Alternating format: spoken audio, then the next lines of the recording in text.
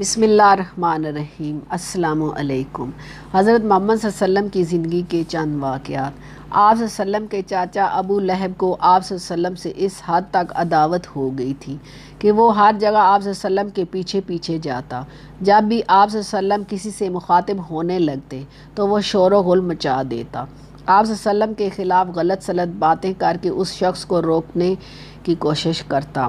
दर हकीकत अबू लहब का मौक़िफ़ आप सल्लल्लाहु अलैहि वसल्लम के बारे में शुरू से ही ख़िलाफ़ था। कबीला कुरैश ने उस वक्त इस तरह की बात सोची ही नहीं थी।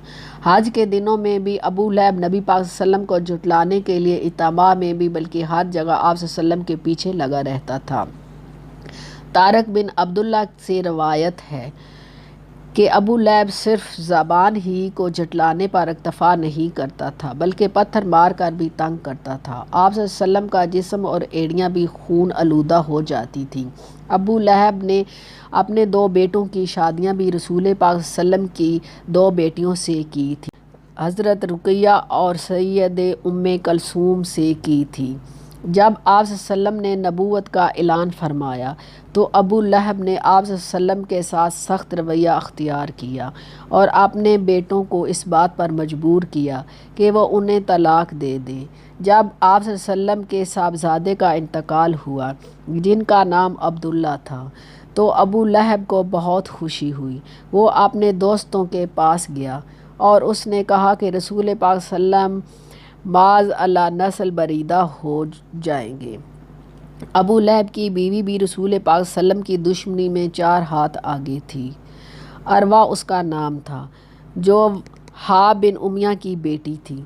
वो अबू सुफियान की बहन थी।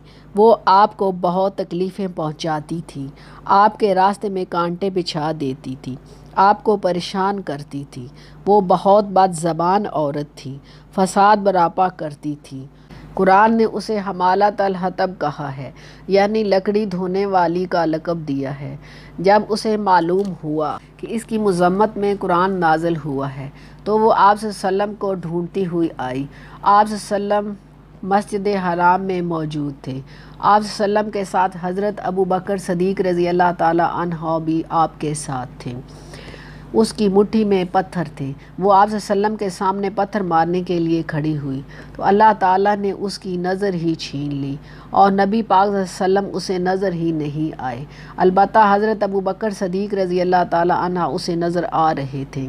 उसने हज़रत अबू बकर सदीक़ रज़ी अल्लाह ताला अन्हा से पूछा, आपके साथी कहाँ हैं? मुझे मालूम हुआ है कि वो मेरी बेइज्जती करता है। अगर वो मुझे मिल जाए तो ये पत्थर मैं उसके मुँह पर मारूँगी। अल्लाह की कसम मैं भी शायरा हूँ। उसने शेर पढ़ा, हमने मोहम्मद सल्लल्लाहु अलैहि वसल्लम की नाफरमानी की, उसके हुक्म को तस्लीम नहीं किया और इसके दीन को नफ़रत और हकारत से छोड़ दिया। इसके बाद वो वापस चली गई। हज़रत अबू बकर सदीक़ रज़ी अल्लाह ताला अन्हु ने आप सल्लल्लाहु अलैहि वसल्लम से पूछा, उसने आपको देखा नहीं? आप सल्लल्लाहु अलैहि वसल्लम ने फरमाया, नहीं, अल्लाह पाक ने उसकी नज़र से मुझे ओझल कर दिया था। आप सल्लल्लाहु अलैहि वसल्लम इस्लाम की तबलीग करते रहे, हर जगह हर वक्त इस्लाम का पैगाम दूसरों तक पहुंचाते रहे। आप सल्लल्लाहु अलैहि वसल्लम की किताब यानी कुरान मजीद पढ़कर लोगों को वो पैगाम भी सुनाया जो साबका रसूलों ने दिया था। आप सल्लल्लाहु अलैहि वसल्लम फरमाते, सिर्फ़ एक अल्लाह की इबादत करो, वो वादहू ला शरीक है, इसके अलावा और कोई इबादत के लायक नहीं। इसके साथ ही आप सल्लल्लाहु अलैहि वसल्लम ने खुल्लम खुल्ला इबादत शुरू कर दी। आप सल्लल्लाहु अलैहि वसल्लम खाना काबा के सेन में नमाज अदा करते। इस तरह आपकी तबलीग रोज़ बरोज़ बढ़ती गई और आप कामयाब होते गए। कुरैश इस सूरत हाल को देखकर तशवीशनाक नज़रों से देख रहे थे। अभी कम अरसा ही गुज़रा था कि हज का मौसम आ गया। कुफ़ार हाजियों के सिलसिले से परेशान हो गए। इनकी एक जमात वलीद बिन मुग़ीरा के पास आई। वलीद बिन मुग़ीरा उनमें मोतबर समझा जाता था कि उम्र रसीदा आदमी था। देखो, हज का मौसम आ गया है, हर तरफ से लोग तुम्हारे पास आएंगे जो आपका मामला सुन चुके थे, सवाल पूछेंगे, इसलिए तुम कोई एक राय तय कर लो, मुख्तलिफ बातें ना कहना वरना एक दूसरे को झुटला दोगे। लोगों ने इस शख्स से पूछा, बताओ हमें क्या करना चाहिए? اس شخص نے کہا تم کیا کہنا چاہتے ہو؟ تم کہو میں سنوں گا۔ لوگوں نے کہا ہم کہیں گے وہ پاگل ہے، دیوانہ ہے۔ ولید بن مغیرہ نے کہا یہ پاگل نہیں ہے، دیوانہ نہیں ہے، ہم پاگلوں اور دیوانوں کو پہچانتے ہیں، اس میں نہ الٹی سیدھی حرکتیں ہیں اور نہ پاگل پن ہے۔ لوگوں نے کہا پھر ہم اس کو شاعر کہیں گے۔ ولید بن مغیرہ نے کہا ہمیں شاعروں کی بھی سب قسمیں معلوم ہیں، وہ شاعر بھی نہیں ہے۔ لوگوں نے کہا پھر ہم جادوگر کہیں گے۔ ولید بن مغیرہ نے کہا ہم جادوگروں کو بھی جانتے ہیں، یہ جادوگر نہیں ہے۔ لوگوں نے کہا پھر ہم کیا کہیں، یہ کون ہے اور کیا ہے؟ ولید بن مغیرہ نے کہا اللہ کی قسم اس میں مٹھاس ہے، اس کی باتوں میں تازگی ہے، اس کی جڑ پائیدار ہے، اس کی شاخ پھلدار ہے۔ تم جو بھی کہو گے وہ واضح ہو جائے گا کہ تم جھوٹے ہو۔ تم کہہ دو کہ اس کی باتوں میں جادو ہے، وہ جادوگر ہے، وہ جادو سے میاں بیوی میں، بھائی بھائی میں لڑائی کروا دیتا ہے، پھوٹ ڈلوا دیتا ہے۔ یہ سب کر کے وہ لوگ وہاں سے چلے گئے اور حاجیوں کی راہوں میں انہوں نے بیٹھنا شروع کیا اور لوگوں سے کہتے تم اس شخص کی باتوں میں نہ آ جانا۔ نتیجہ یہ ہوا کہ لوگوں نے آپ صلی اللہ علیہ وسلم سے بچ کر رہنے کی ٹھان لی۔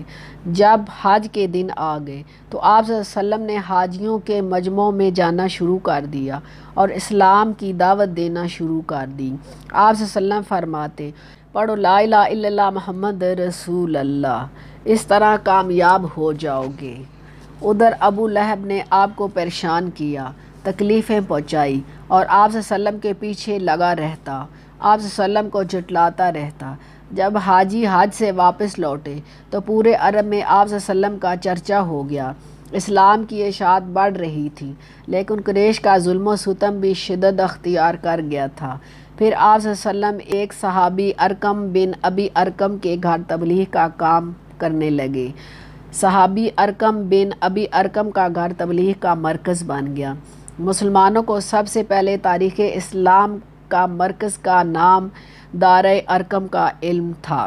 جب بھی کوئی مسلمان ہونے کے لیے آتا تو اہل مسلمان اسے ادارے ارقم بھجوا دیتے۔ قریش کے ظلم و ستم اور سختیاں جب ناقابل برداشت ہو گئی تو آپ صلی اللہ علیہ وسلم نے صحابہ کرام سے فرمایا حبشہ کا بادشاہ نجاشی انصاف پسند ہے، ظلم و ستم کسی پر نہیں کرتا، اس لیے تم حبشہ ہجرت کر جاؤ۔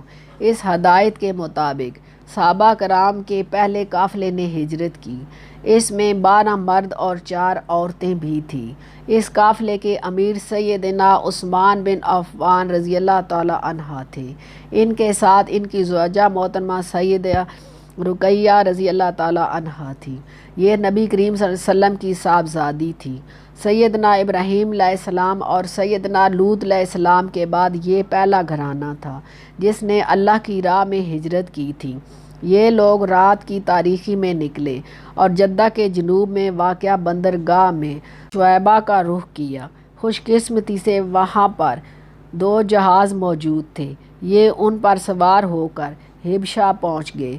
ادھر قریش کو علم ہوا تو مارے غم و غضب کے ان کا برا حال ہوا۔